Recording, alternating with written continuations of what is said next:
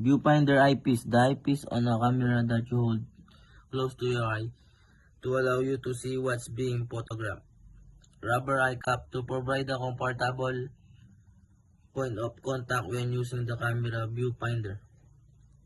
Delete button. The keyboard key used to delete the text character at or to the right of the screen. Number 4. Playback button only works if there is a previous page in your browsing history. 5. Monitor.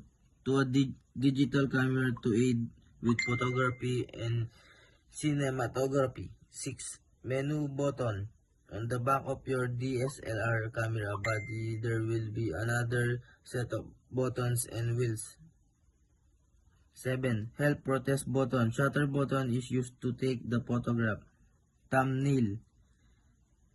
Playback zoom out button.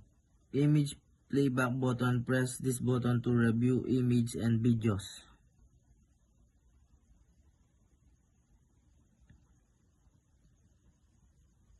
Nine. Playback zoom in button opens a menu on the back of the camera which allow you to change general settings. 10. Diopter adjustment control. Adjust the focus of the viewfinder display to match your less than perfect vision. 11. AE button. AE means auto exposure. AEL is the auto exposure lock. AF stands for autofocus. So AFL is the autofocus lock. 12. Speaker.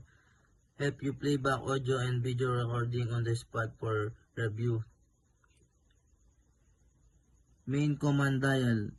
Lets you adjust shutter speed when the exposure, compensation, aperture is held aperture. Live view switch.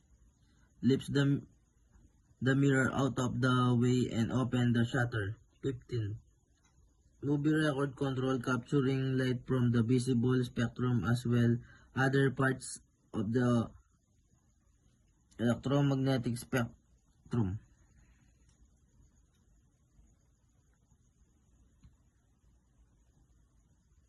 16. Multi-selector. You press the outer edges of the multi-selector left, right, up or down to navigate camera menus and access certain of other options.